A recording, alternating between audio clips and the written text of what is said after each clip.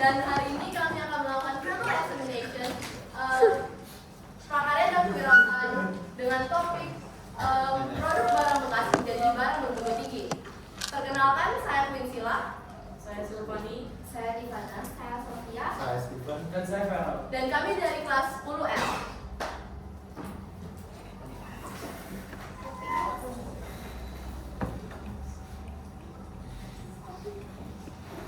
Sebelumnya perkenalkan, saya Silvani dan saya akan membahas tentang apa itu barang bekas.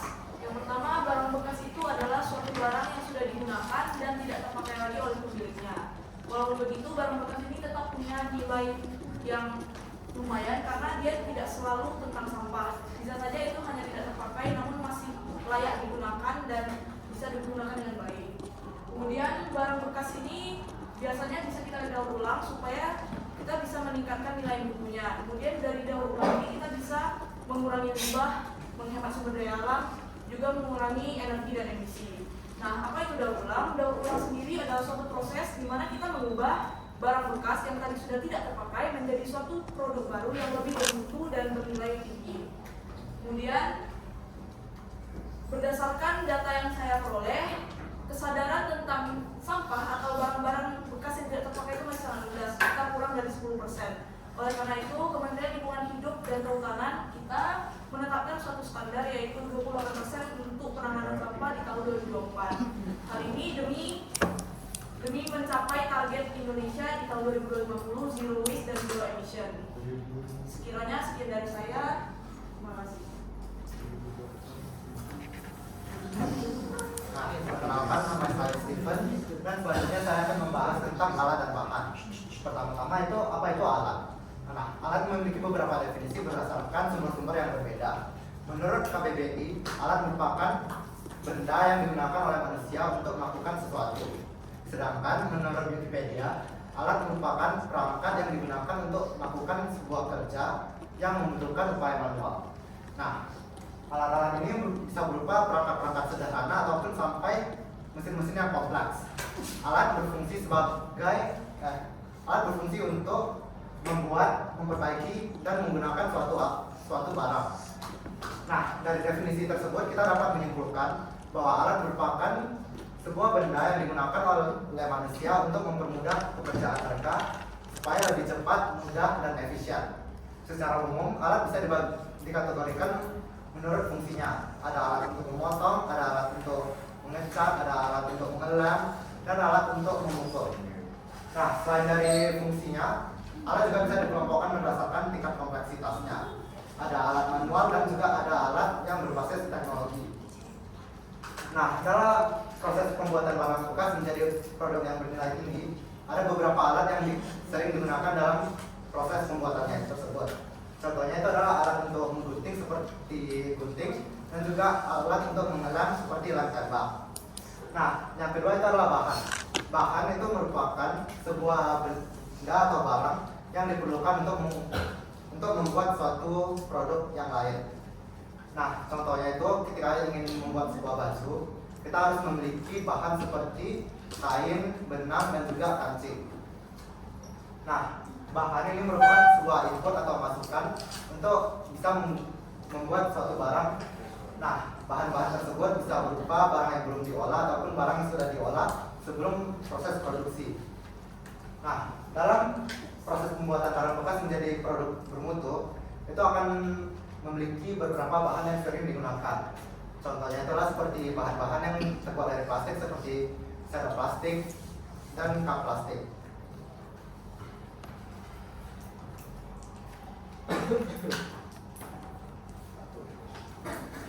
Perkenalkan, nama saya Sofia dan saya akan membahas proses pembuatan atau proses gabungan bahan bekas menjadi suatu barang yang bermutu tinggi.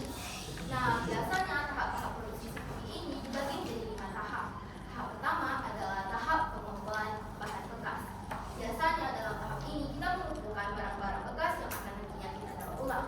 Untuk proses pembuatan bunga, kita mengumpulkan berbagai jenis bahan bekas seperti manik-manik bekas dari kalung atau gelang yang nggak ditemukan lagi, ataupun seperti gelas plastik dari minuman yang kita beli, atau juga seperti sendok-sendok plastik yang merupakan bekas dari beberapa tahun yang lalu. Nah, tahap kedua adalah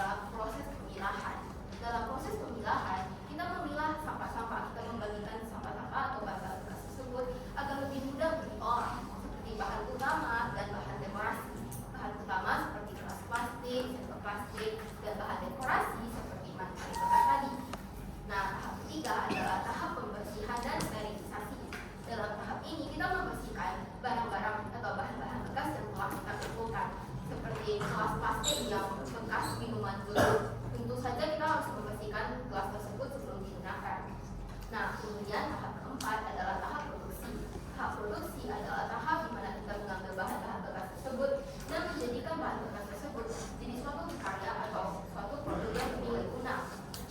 Dalam tahap ini, khususnya dalam pohon bunga, kita melakukan berbagai jenis hal. Pertama-tama, kita terlebih dahulu memotong sendok-sendok plastik hingga tersisa kepalanya atau cekungannya. Kemudian kita sisakan sekitar 8 potongan sendok yang menyisakan 1 cm akarnya atau bagian badannya. Kemudian kita mengambil gelas plastik dan lem tembak. Dengan lem tembak kita menempelkan sendok-sendok atau cekungan plastik tersebut mengelilingi bagian atas gelas tersebut. Setelah selesai kita lanjut ke bagian atau lapisan kedua. Untuk lapisan kedua kita akan menempelkan cekungan-cekungan sendok secara menyilang terhadap lapisan pertama dan begitu seterusnya. Ketika sampai ke akhir kita akan memiliki suatu gelas yang berbentuk sebagai teratai ataupun beberapa orang sebut sebagai telur naga. Kemudian tentu saja bagian bawahnya masih ada ternampak beberapa bagian dari gelas plastik. Dan di saat itulah kita menggunakan bagian-bagian atau potongan-potongan sendok yang memiliki 1 cm tangkai. Kita akan menempelkan tangkai tersebut secara mengelilingi di bawah sebuah gelas tersebut sehingga terbuatlah sebuah bentuk teratai. Setelah itu karya kita sudah selesai, sisa di dekorasi dan finishing. Dalam tahap dekorasi dan finishing, pertama-tama kita akan mengambil cat gloss. Cat gloss ini bisa dibeli ataupun diambil dari proyek-proyek sebelumnya. Nah, kita akan menggunakan cat gloss secara merata kepada keseluruhan karya tersebut. Kemudian setelah selesai, kita bisa melapisi cat gloss tersebut dengan warna cat gloss lain atau warna cat akrilik lainnya. Setelah selesai ngecat, kita bisa menambahkan manik-manik lainnya seperti pearls ataupun dekoder. Nah, pada tahap kelima adalah tahap distribusi. Tahap distribusi ini bersifat opsional.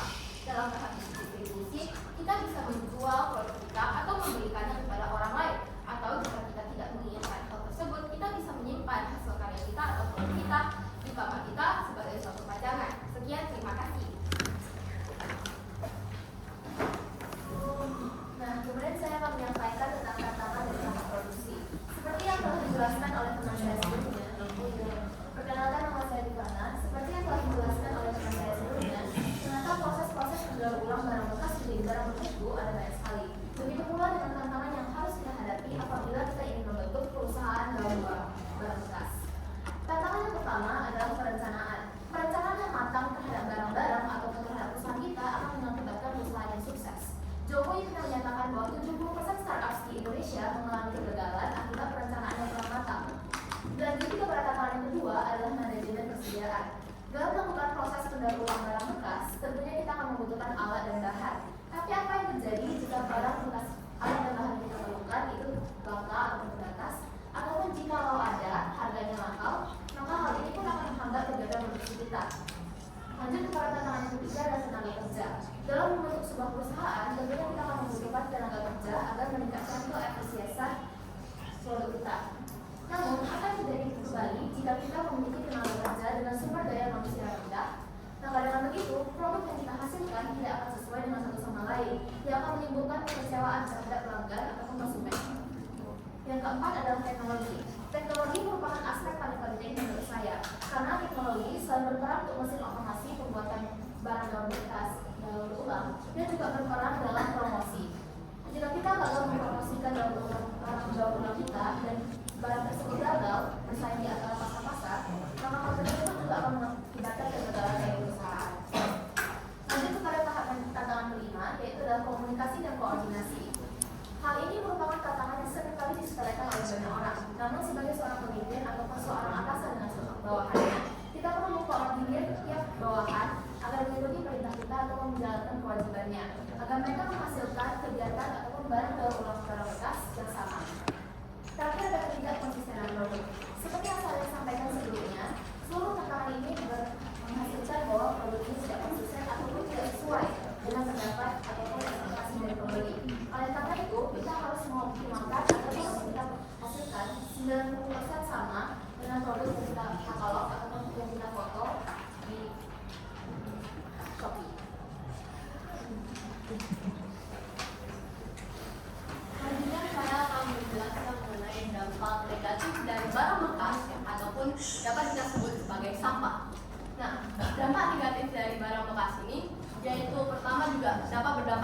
bagi lingkungan. Dimana dengan banyaknya, perkenalkan saya Pensila.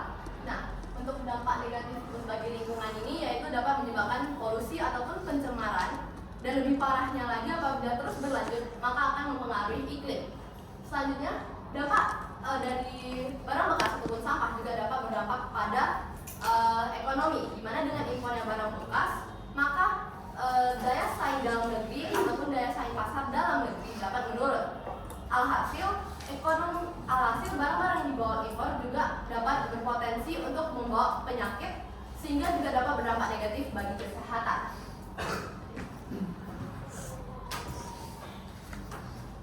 Maka oleh karena itu, sampah-sampah yang ada di sekitar kita atau menumpuknya sampah perlu kita atasi.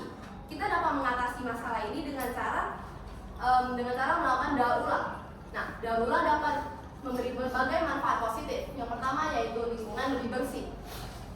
Dengan kita melakukan daur ulang, maka sampah-sampah pun berkurang, sehingga kita terbebas dari sumber berkembangnya penyakit, sehingga kesehatan kita pun tetap terjaga, lingkungan kita bersih dan sehat. Yang kedua yaitu peluang usaha. Nah, apabila kita mendaur ulang suatu barang dengan kreatif dan inovasi, maka suatu barang dapat memiliki nilai ekonomi dan dapat diperjualbelikan, sehingga mendaur ulang barang dapat dijadikan sebagai peluang usaha. Yang ketiga yaitu dapat digunakan kembali ataupun dapat kita sebut sebagai reuse. Saat kita mendaur ulang barang, kita dapat mengalih fungsikan suatu barang. Contohnya, kita memiliki toples yang sudah tidak digunakan, kita dapat alih fungsikan menjadi sebagai tempat penyimpanan barang-barang dapur. Yang terakhir yaitu menghemat sumber daya alam. Apabila kita memerlukan kotak pensil, namun kita tidak mempunyai sumber daya alam itu, maka kita dapat menggunakan barang bekas. Kita dapat mendaur ulang barang bekas. Misalnya, kita dapat mendaur ulang barang bekas seperti botol plastik yang kemudian kita olah menjadi kotak pensil, sehingga secara tidak langsung kita sudah menghemat sumber daya alam yang kita butuhkan. Sekian dari saya.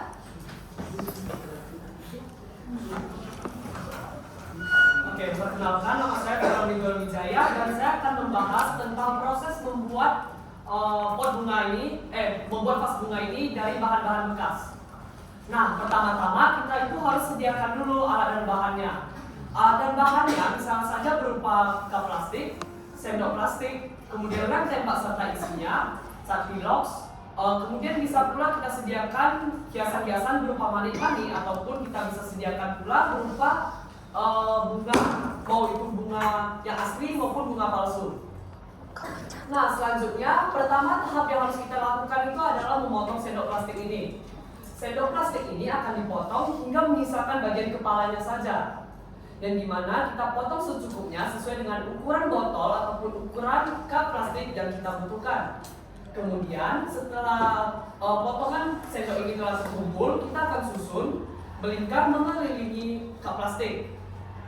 Nah, kita susun secara sejajar dan sebisanya jangan sampai sendok ini saling ada jarak, jadi mereka harus saling berimpitan. Nah, setelah susunan teratas ini selesai dibuat, kita lanjut ke lapisan kedua.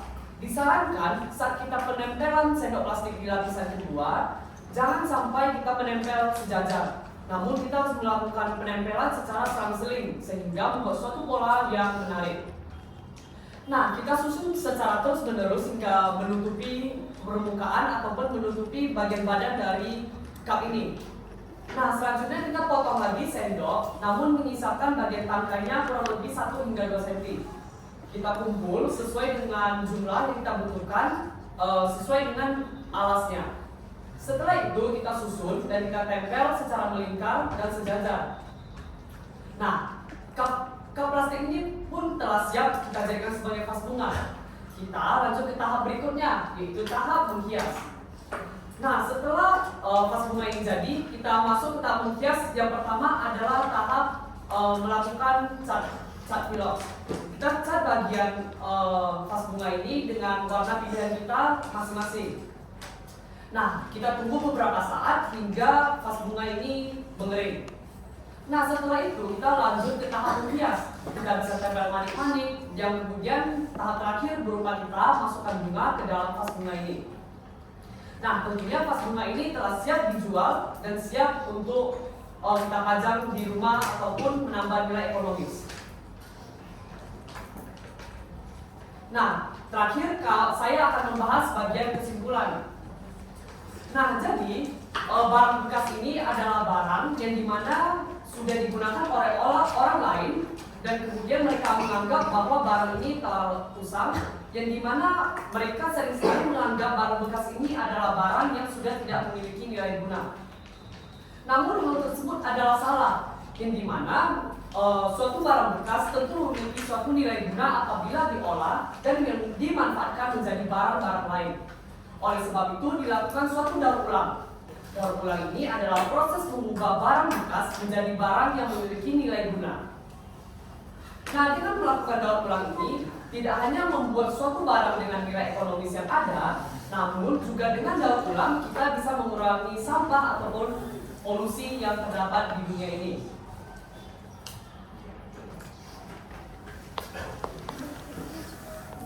Nah, sekianlah dari presentasi kami yang dapat kami sampaikan. Maaf apabila terdapat salah kata dan terima kasih bagi teman-teman yang telah mendengarkan. Mau apa lagi?